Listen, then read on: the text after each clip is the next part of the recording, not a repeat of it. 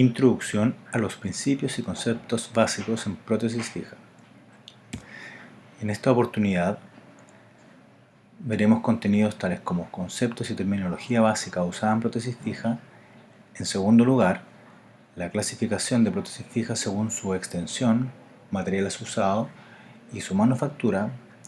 Y para finalizar, un tercer apartado con las indicaciones de prótesis fija. Partamos por los conceptos generales. La definición más clásica de prostodoncia o prótesis fija establece que es una disciplina que se relaciona con la restauración o el reemplazo de dientes por medio de sustitutos artificiales que van fijos a dientes naturales, raíces o bien implantes osseointegrados y que no pueden ser removidos a voluntad por el paciente, sino únicamente por el profesional. En la imagen podemos apreciar una prótesis fija unitaria destinada a la restauración de un único diente, conocida comúnmente también como corona de porcelana,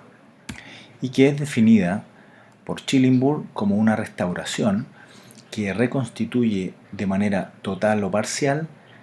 la morfología y la función de la porción coronal de un diente en distintos tipos de biomateriales. Ejemplos de estos son,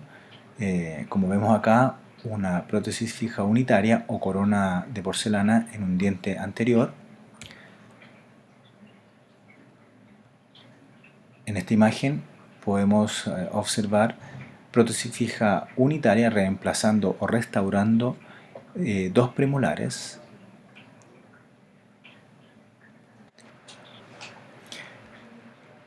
En esta tercera imagen podemos apreciar la rehabilitación de todo el segmento anterosuperior, es decir, de canino a canino, mediante prótesis fija unitaria, ya sea convencional, es decir, sobre muñones naturales, como también sobre pilares protésicos anclados a implantes osseointegrados. Acá una imagen más clara que compara a la izquierda un muñón dentario esculpido sobre un diente natural y a la derecha un pilar protésico fijo sobre un implante osseointegrado que cumple las mismas funciones que un muñón dentario natural y que nos permite que la restauración final, ya sea sobre un muñón natural o sobre un pilar protésico sobre implante, sea prácticamente indistinguible. En aquellos casos en que tenemos ausencia de uno o más dientes, otra opción terapéutica es la que tenemos en la imagen, conocida como prótesis fija plural o puentes, definida por Schillingburg como un aparato protésico que va permanentemente unido a los dientes remanentes y que va a sustituir uno o más dientes que puedan estar ausentes. En este esquema podemos apreciar la ausencia del diente 3.6 que va a ser reemplazado por una prótesis fija plural o puente de 3 unidades compuesto por un póntico o intermediario que va a ser aquella porción de este aparato protésico que va a sustituir o reemplazar el diente ausente, que va unido por mesial y distal mediante un conector a las inserciones o retenedores, que son aquellas partes o porciones del aparato protésico que van en directa relación con los dientes pilares. En este caso, como representa el esquema, un pilar posterior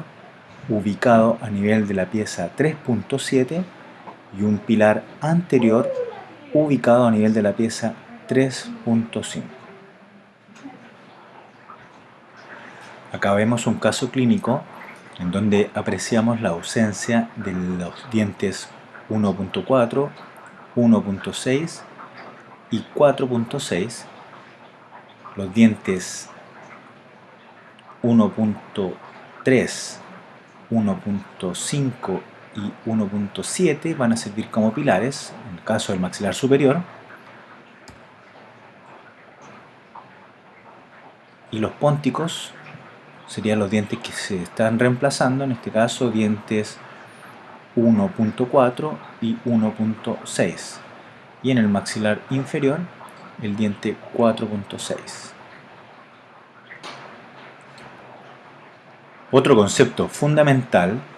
dentro de la terminología usada en prótesis fija es el de muñón. Muñón lo podemos entender como el remanente dentario final luego de haber tallado o esculpido el diente con indicación de prótesis fija y cuya forma o dimensiones va a depender del tipo de prótesis fija que se va a utilizar. Podemos tener muñones vitales cuando son dientes con indicación de prótesis fija, pero que tienen su pulpa sana. En los casos en que el diente se ha visto afectado, por ejemplo, por una lesión de caries muy profunda y que se ha indicado una endodoncia o tratamiento conducto,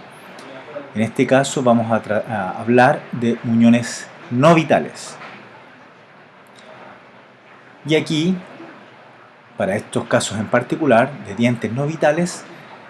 hablamos de un concepto conocido como sistema espiga-muñón. El sistema espiga-muñón es una estructura que va a restituir o reemplazar el tejido dentario ausente en un diente desvitalizado y que va a utilizar como anclaje el remanente dentario sano y además el conducto radicular, permitiendo de este modo que el muñón pueda soportar adecuadamente la restauración coronaria. Volviendo al caso anterior, este diente que ha sido tratado endodónticamente con una gran pérdida de la estructura dentaria, podemos indicar un sistema de espiga-muñón para el reemplazo de esa estructura dentaria con un anclaje intrarradicular, previamente preparando ese conducto mediante la desobturación parcial de ese relleno endodóntico que nos permita luego realizar una impresión precisa de ese conducto radicular. Por esas razones que se llaman individualizados, es decir, el sistema espiga-muñón se va a adaptar a la anatomía de ese conducto radicular preparado y desobturado, que permite entonces poder alojar o cementar esta porción radicular, como ven ustedes, individualizada, adaptada a la anatomía intrarradicular, y que nos da esta imagen una vez que son cementados, ¿cierto?, con el muñón que asoma o que restituye el tejido dentario que fue perdido, ¿cierto?, y que va con esa porción individualizada correspondiente a la espiga dentro del conducto. Acá tenemos otro ejemplo en el caso de una prótesis fija plural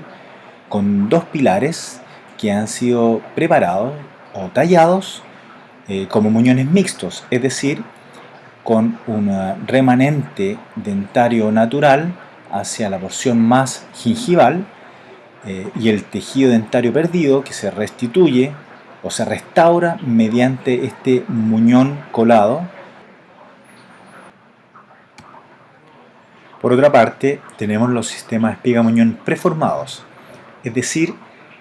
acá el conducto es el que debe adaptarse a la forma del poste. Podemos distinguir los postes metálicos o los postes de fibra de vidrio con resina como los más utilizados actualmente en nuestro medio al menos.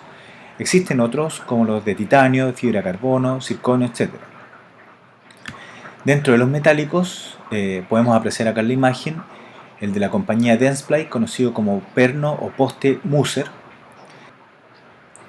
Este tipo de poste requiere entonces de la previa desobturación parcial del relleno endodóntico y además de la preparación de la anatomía de ese conducto radicular mediante kits de fresas especiales que permiten adaptar la forma del conducto a la forma del poste que queremos utilizar. De la misma forma, pero con un biomaterial distinto como es la fibra de vidrio, es la función que vienen a cumplir los postes de fibra, en el que también debemos, previamente a un diente tratado endodónticamente, realizar la desobturación parcial de ese relleno endodóntico, luego la preparación mediante kits de fresas especiales que adaptan ese conducto a la forma, al diámetro de ese poste de fibra, y que luego nos permite restituir la porción faltante del muñón mediante un composite.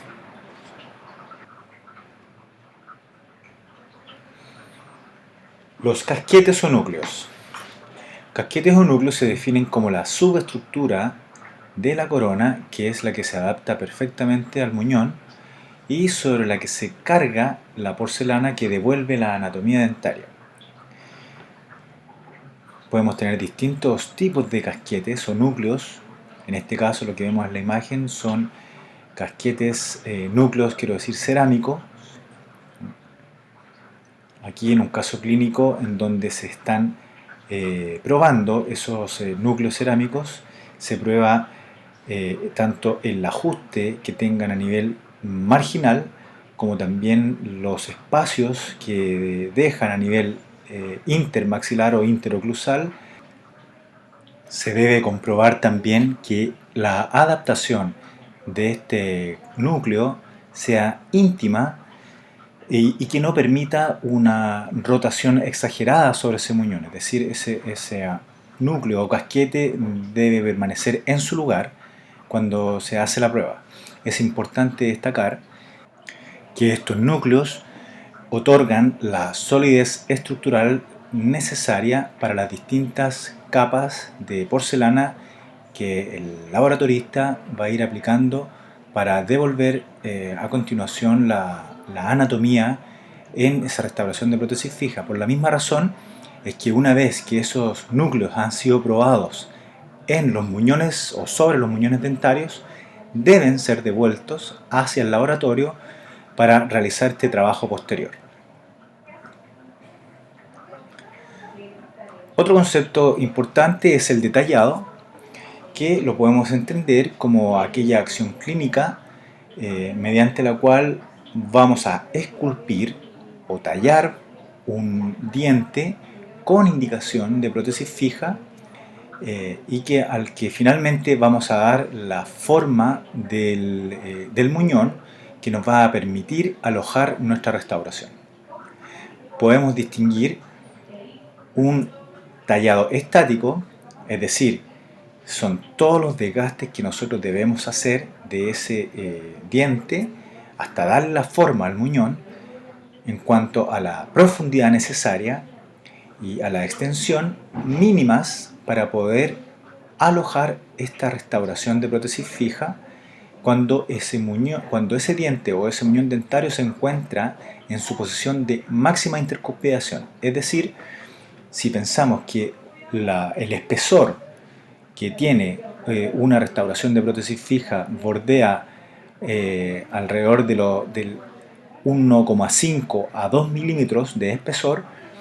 nosotros debemos tallar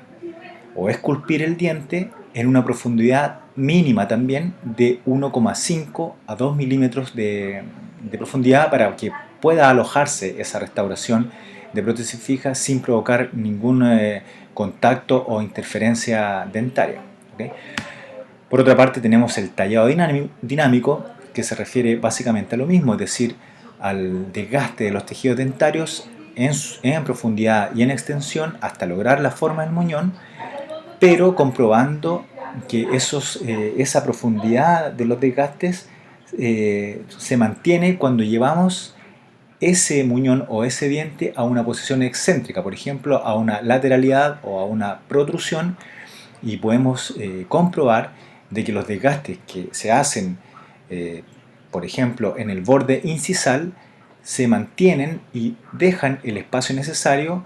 en unos 1,5 a 2 milímetros para poder después alojar la restauración de cerámica. Bueno, ambos conceptos de tallado estático o dinámico van a ir de la mano o van a depender de alguna manera, van a estar supeditados a la situación clínica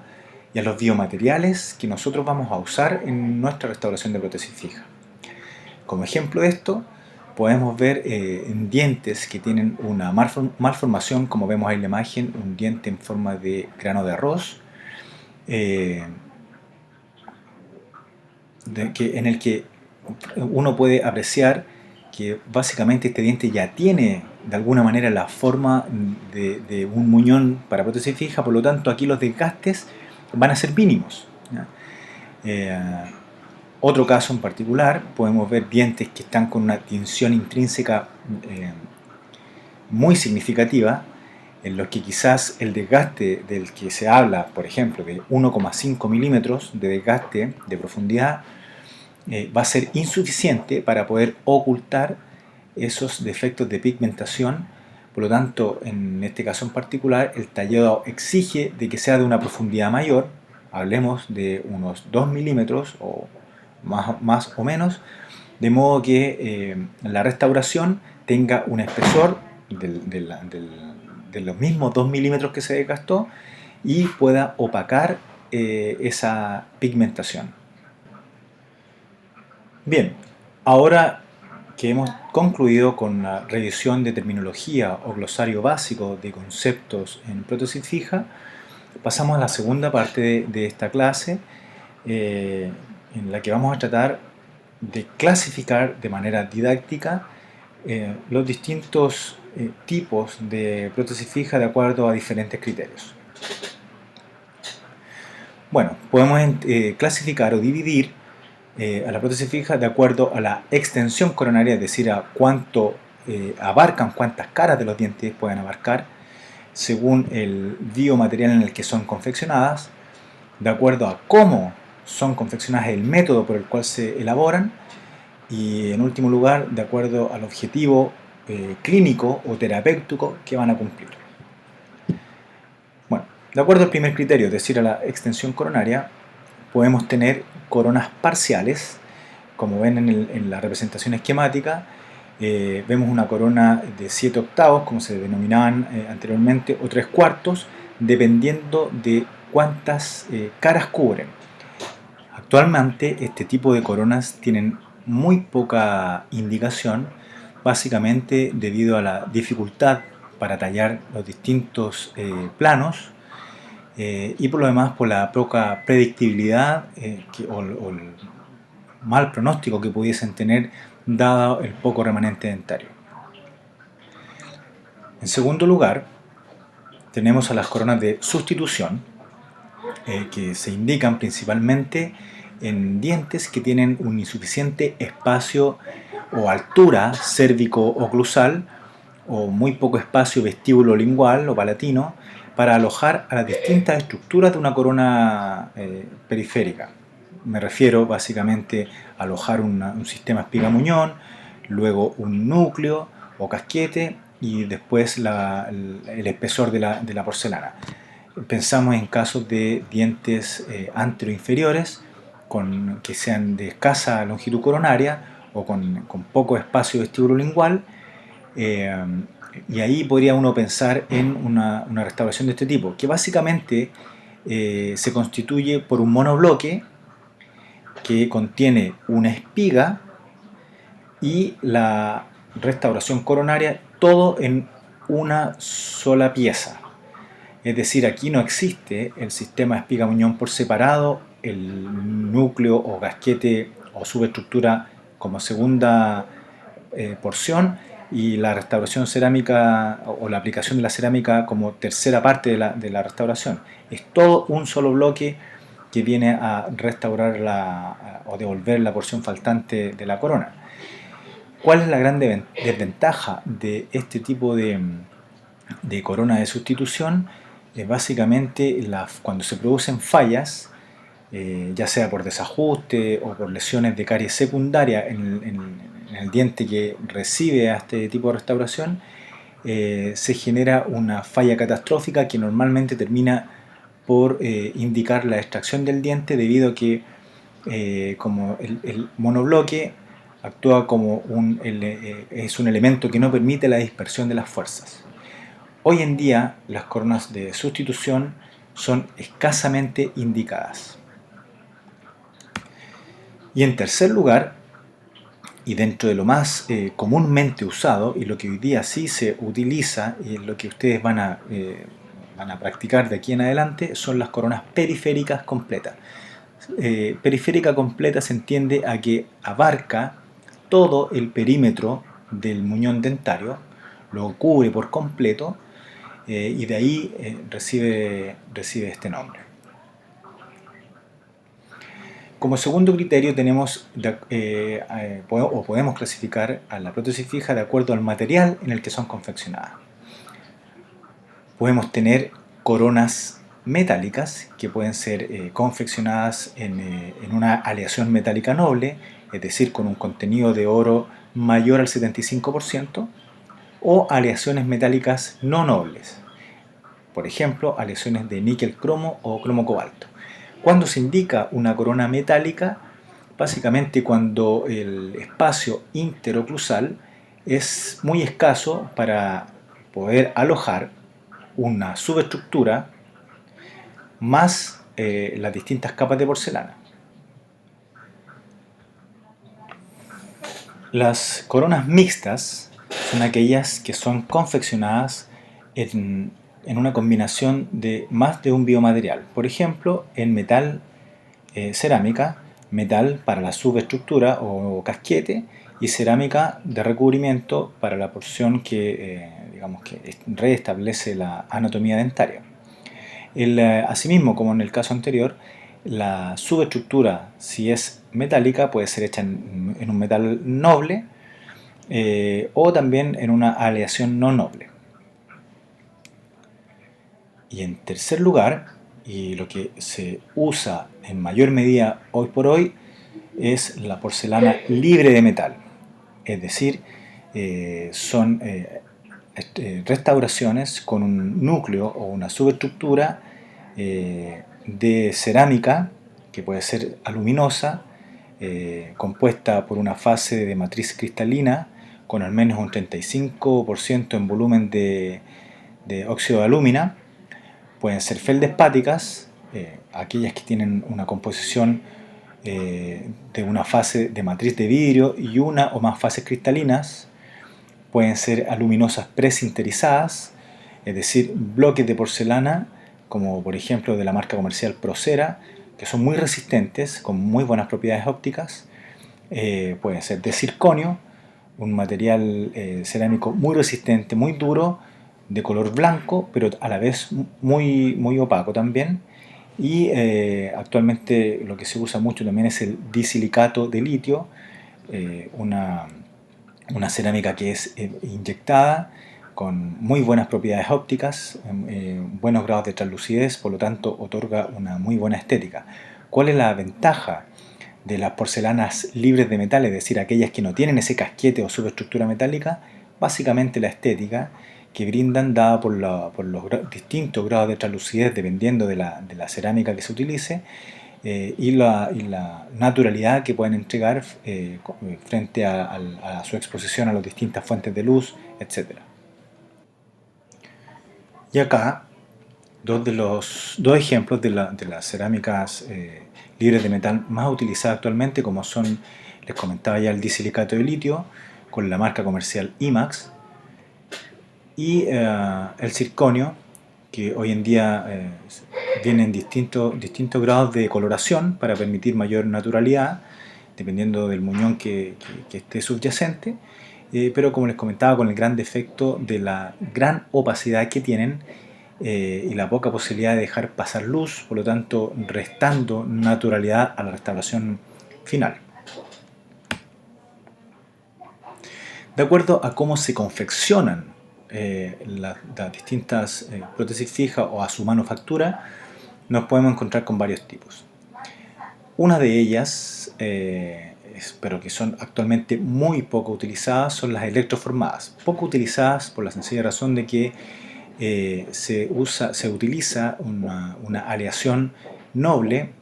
que es de alto costo, es metálica, por lo tanto no es lo más estético que pueda haber,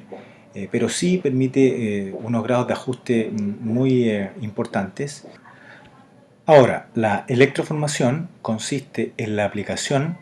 de varias capas de oro sobre un troquel conectado a una fuente eléctrica. Los casquetes colados generalmente son hechos en aleaciones de níquel-cromo. Esto es, se confeccionan partiendo por un patrón de cera que luego es, digamos, esa cera es evaporada, permitiendo conformar una cámara de moldeo que luego es inyectada con una aleación metálica en estado líquido y que luego nos permite obtener este casquete con la forma como la ven en la imagen. Es de lo más antes de la aparición de la porcelana libre de metal, constituían estos casquetes una forma de restauración mixta, es decir, ceramo-metálica, que se usó y que aún se sigue usando con muy buenos resultados.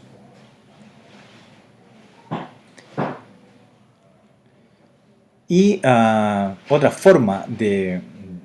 confeccionar las prótesis fijas es mediante inyección, en este caso no de metal sino de cerámica. Se confeccionan de un modo muy similar, es decir, mediante patrones de cera, cámaras de moldeo, y en este caso lo que se hace es inyectar cerámica vítrea, como lo que vemos en la imagen, que es una cerámica de marca comercial Empress, con muy translúcida, como les comentaba, al igual que el disilicato de litio, con muy buenas propiedades ópticas y por lo tanto mucha naturalidad y muy buenos resultados estéticos. Y los sistemas CAD/CAM, que permiten la confección de la prótesis mediante un sistema de diseño asistido por un software y manufacturado o elaborado por tornos que también están guiados por la misma unidad. Tenemos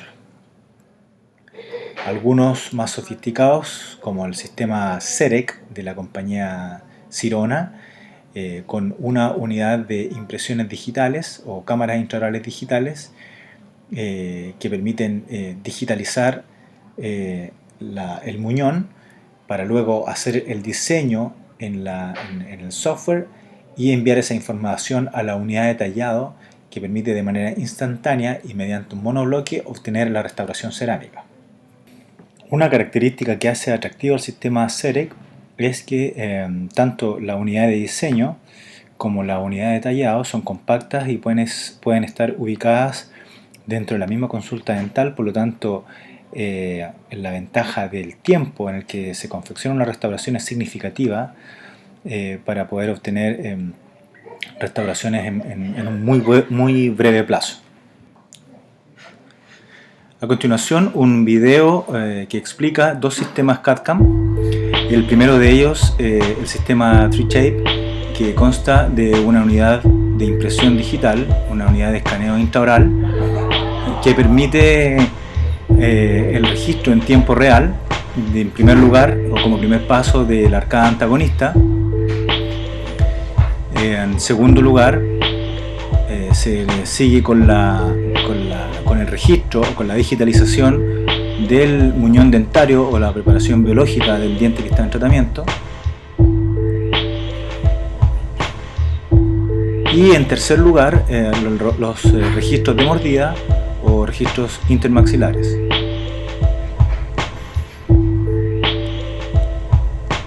Una vez que se comprueba que todo está en orden,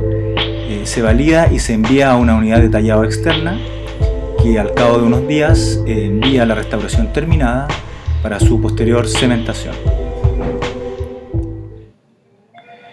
El otro es el sistema CEREC de la compañía Sirona, que, como se muestra en el ejemplo, permite la digitalización mediante un modelo de yeso obtenido a partir de una impresión convencional, pero que también permite la digitalización intraoral directa. Se realiza el escaneo o digitalización del arcada antagonista, la preparación biológica y los registros intermaxilares correspondientes. Una vez obtenida esa información, se procede al diseño de la restauración en cuanto a altura, espesor y anatomía, para posteriormente enviar esa información a la unidad detallado mediante un monobloque que es esculpido en breves minutos, permite obtener la restauración de manera prácticamente inmediata.